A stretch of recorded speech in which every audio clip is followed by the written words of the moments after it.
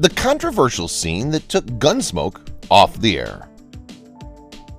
Gunsmoke is one of, if not the greatest television shows ever produced.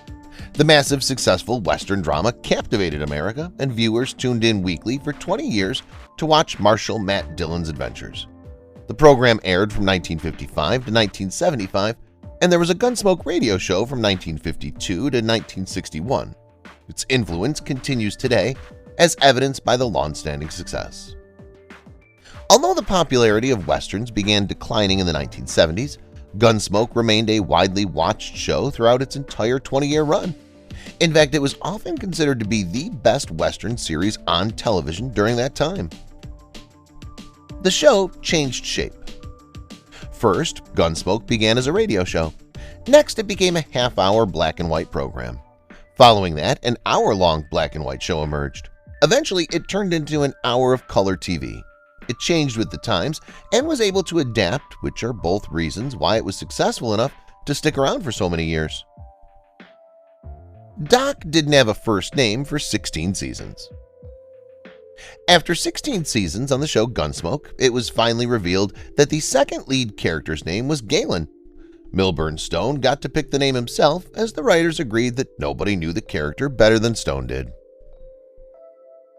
Gunsmoke was a radio show first. The idea for the show came from a radio play called Gunsmoke. It was extremely well-liked in that market as well. As a result, while the executives made the wise decision to go to television, they kept the radio program on the air for 6 years after that. From 1952 until 1961, it aired on radio. John Wayne said no. Originally, John Wayne was supposed to play Matt Dillon in the series. However, film schedules are much easier to keep than TV ones, and Wayne just didn't want to put in that much effort. He did, however, offer a positive review of the program before it aired. Sponsored by cigarettes. The first 7 seasons of Gunsmoke were sponsored by L&M cigarettes, a sign of how things have changed since Gunsmoke ruled television. A face for radio.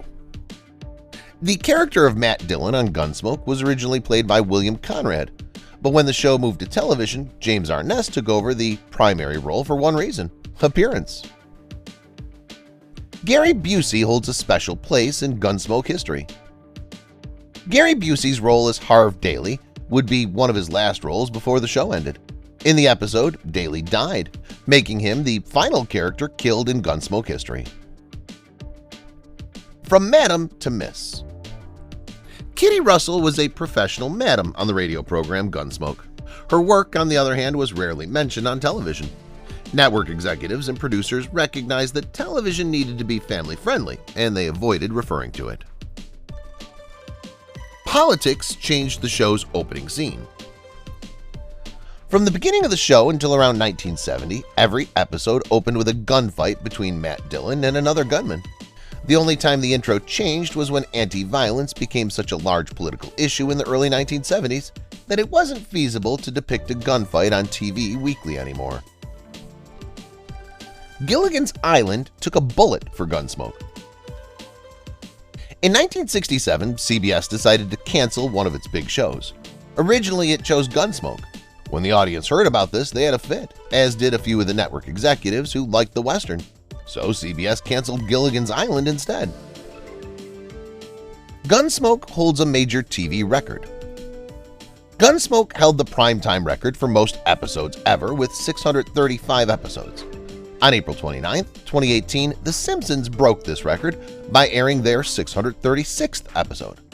Although The Simpsons were already on season 28, whereas Gunsmoke only aired 20 seasons, Gunsmoke averaged far more episodes per season than television shows do today. James Arness and Milburn Stone were in every episode. Almost. James Arness was on every single episode, and Milburn Stone came very close to joining him in achieving that milestone. Stone suffered a heart attack in 1971 and missed 6 episodes while he recovered. Only 6 episodes. That guy was tough. James Arness had horrible arthritis. James Arness's arthritis was so bad during the last decade of filming that the show shot all of his episode scenes in one day. This gave him 1 week of necessary recovery time between shoots. Gunsmoke concluded the film career of Glenn Strange. Glenn Strange's last project was Gunsmoke, which he completed in 1973. His Hollywood career began in the 1930s, but it really took off in the 1940s. During that period, Strange replaced Boris Karloff as Frankenstein and started as the monster in a number of movies. He worked on Gunsmoke for almost 40 years until his death in 1973. Amanda Blake was not the original Miss Kitty Russell. If the producers had their way, Blake wouldn't have been playing Kathleen Kitty Russell in the show. Polly Bond was originally cast as Kitty Russell. Her family was in the entertainment industry, and she began performing in westerns at the age of 11. She turned down a role on Gunsmoke that would have made her a star. Blake took over the part, and history was made from there. The producers tried out many actors for Matt Dillon.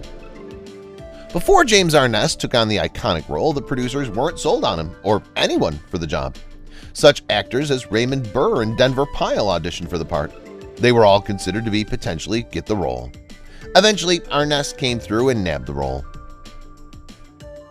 The show was #1 for 4 years.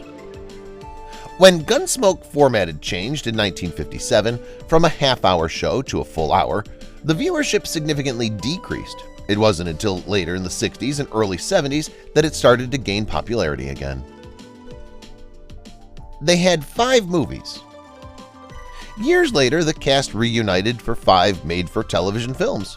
There was Gunsmoke, Return to Dodge in 1987, Gunsmoke, The Last Apache in 1990, Gunsmoke, To the Last Man 1992, Gunsmoke, The Long Ride 1993, and Gunsmoke, One Man's Justice in 1994. Arness was in all 5 films, but they weren't critically acclaimed projects. Get the hell out of Dodge. Throughout Gunsmoke's run, villains were told to get the hell out of Dodge. This was in reference to the show being set in Dodge City, Kansas. Gunsmoke made this phrase famous. Teenagers began saying it in the 1960s and 1970s in regard to leaving a place, and it's still said today, though not nearly as frequently as decades ago. Matt Dillon was a fighter, not a lover. During the show's 20-year run, over the span of 635 episodes, Matt Dillon, James Arness, only kissed a woman once, and it took a long time for that to happen. In the 3rd episode of the 19th season, the title of the episode was fittingly Matt's Love Story. Dillon locked lips with Michael Learned, who played Mike Yardner. Learned appeared in a 2nd episode that season, and 17 years later, she revived her character in the TV movie Gunsmoke, The Last Apache. In the photo above from 1973, Learned poses with co-star Richard Thomas after winning an Emmy for her performance as Olivia Walton in The Waltons. The origin of Chester's limp. Chester didn't carry a weapon on Gunsmoke because Dennis Weaver, who played him, said so on the show's DVD commentary. The actor revealed that the series wanted Chester to be non-violent, ironic given the title of the program. He was also advised that he should have a distinctiveness and set himself apart from Matt Dillon. Chester was given a limp as a result of this decision. Speaking of that limp, speaking more about the limp on the DVD commentary, Dennis Weaver said that he came to regret his decision to give his character that trait. When Weaver came up with the idea, he didn't realize how difficult it would be to act out the limp episode after episode after episode, 290 of them to be exact. It took a toll and significantly affected Weaver's filming experience. Ken Curtis's versatility and willingness. Ken Curtis had a lengthy run on Gunsmoke, appearing in 307 episodes from 1959 to 1975. He was largely known for playing the character Festus, though he did take on other personas during his time on the show. What many people don't know is that one of the original 30-minute episodes, Curtis played an Indian. Later down the line, the Kansas cattleman who befriends Chester, Dennis Weaver, only to meet an unfortunate end shortly after. It's clear that Curtis was a true team player. James Arness was a real-life hero. James Arness was an actor on television, but he also played a hero in real life. During World War II, James Arness served in the military. In fact, his severe leg injury received during the war likely worsened his extreme arthritis. Arness was rewarded with a Bronze Star, Purple Heart, European, African, Middle Eastern Campaign Medal with 3 Bronze Campaign Stars, the World War II Victory Medal, and Combat Infantry Badge for his service. Practical joke. As previously mentioned, a gunfight filmed on the same street as the famous film High Noon between Matt Dillon and an unknown outlaw opened the series for the majority of its run. During filming of one of these gunfights, James Arness jokingly allowed his opponent to win, much to the amusement of cast and crew. Not quite lost in translation. In Spanish-speaking countries, the title Gunsmoke translates to La Ley de Revolver, or the Law of the Revolver. Let's be honest, that sounds like a really cool title in and of itself. An accent saved the day. According to actor Dennis Weaver, his first audition for the role of Chester went terribly. He allegedly begged the show's producers for a second chance, which they begrudgingly granted him.